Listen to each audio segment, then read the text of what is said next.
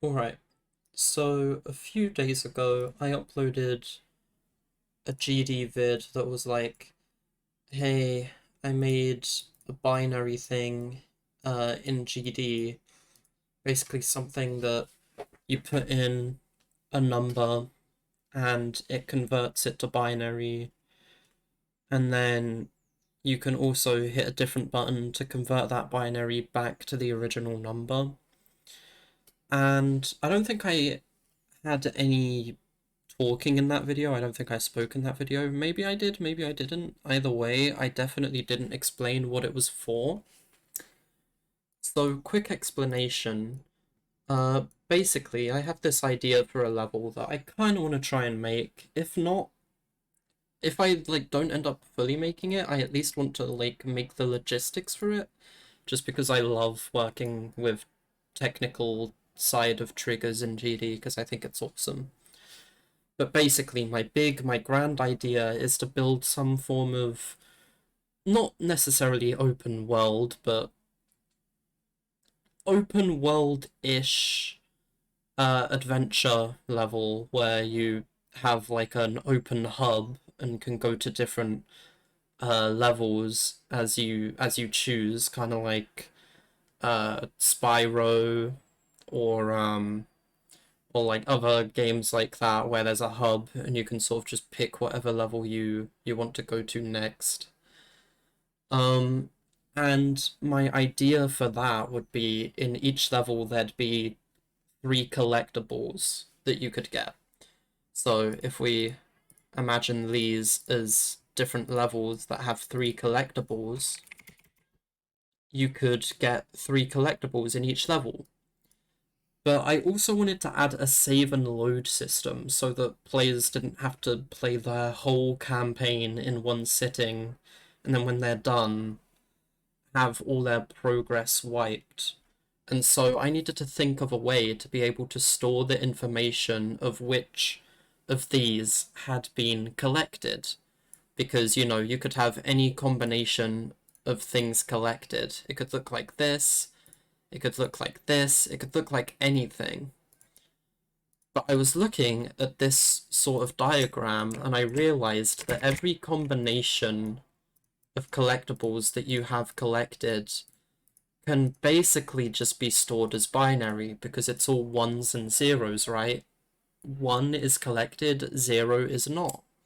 So I was like, what if I just stored this as binary, converted that binary to a regular number, and then whenever you load the level next, you type in that number and it converts it back to that binary value.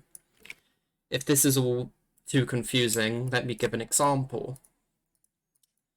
So this in binary is 000. Say you've only collected the second collectible in this level, and that's all you've collected, then that gets stored as a 2. Because in binary,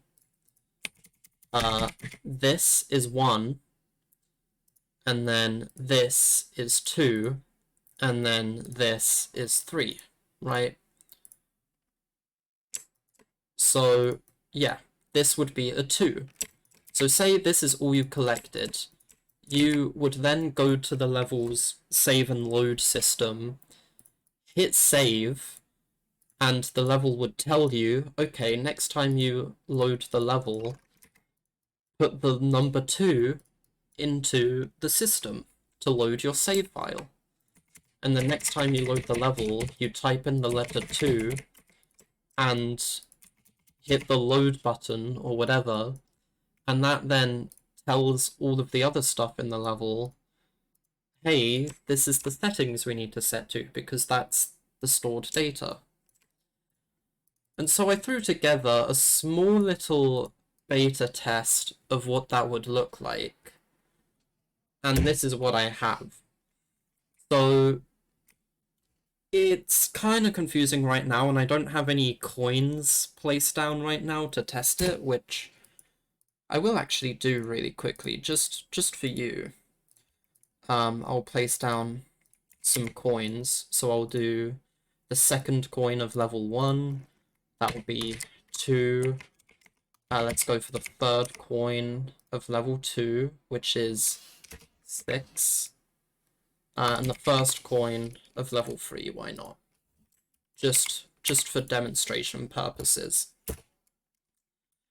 And so to begin with, I guess I'll just show that, right? So if I collected coin 2 of level 1, coin 3 of level 2, and coin 1 of level 3, and I come over here and I hit the save button, that then returns me the number 98. So if we look up here, we see that the values up here go 0, 1, 0, 0, 0, 1, 1, 0, 0 for the first 3 stages, right? So now if I come into the level again and I want to load that data, I type in, I think it was 98, right?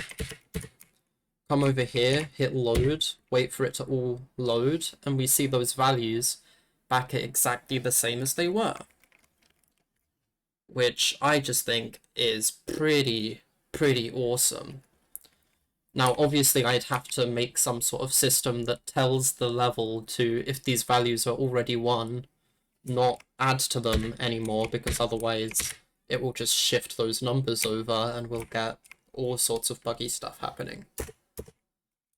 But now I'm going to demonstrate typing in a bigger number. Say our save file told us to type in 672. We hit save, or sorry, we hit load because we're loading the data.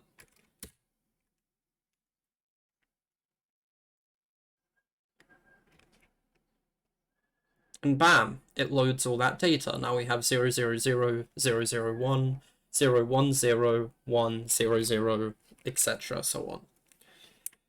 So now if I wipe this number from up here, is all this does is it just removes that number up there for demonstration purposes.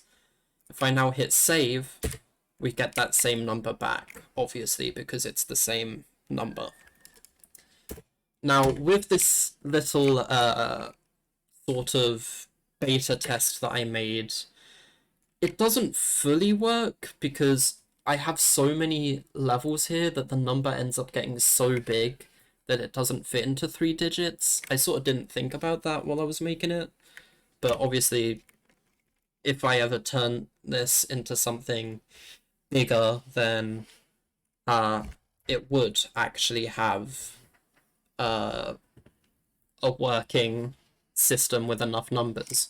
Because right now, if I put in the max amount that this can be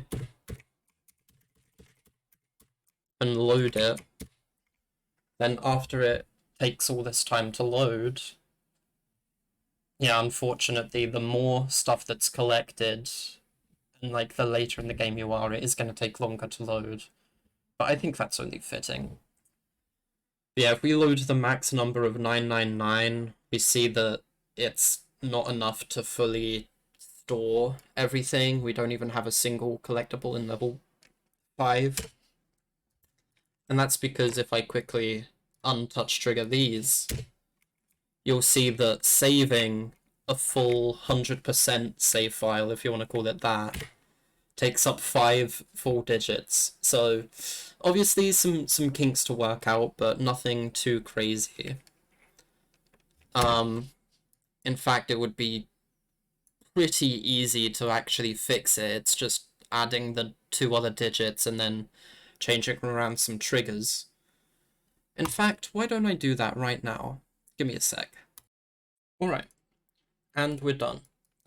As I say, it was only a matter of adding these 2 things onto the end, a couple more triggers down here, just tweak in some values, and now we have the ability to insert a full 5 digits, which in doing so has made me realize just how vital it will be to figure out some way of compressing all of this, because not only is 5 digits a lot already for just 5 levels of a level that I would plan to have at least 5 to 7-ish levels per world over 3 to 5 worlds if I ever did turn this into a full adventure game type level.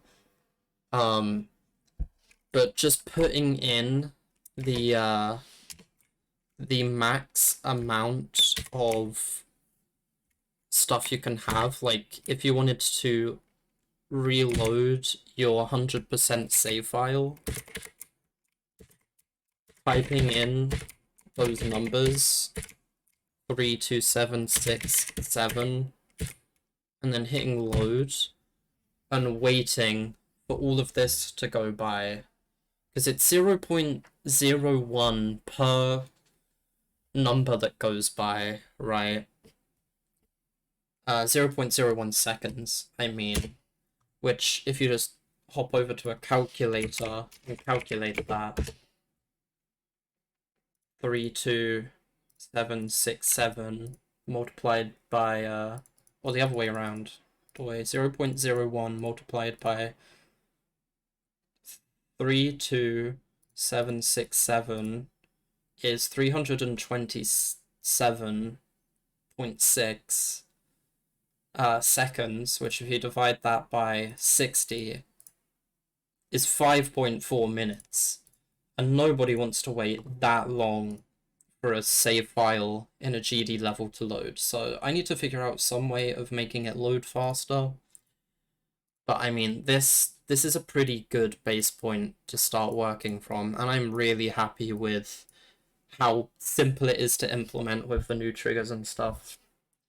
Anyways, I've already been rambling. I didn't want this video to be too long, and it's already 12 minutes, so I'm a bounce. Peace.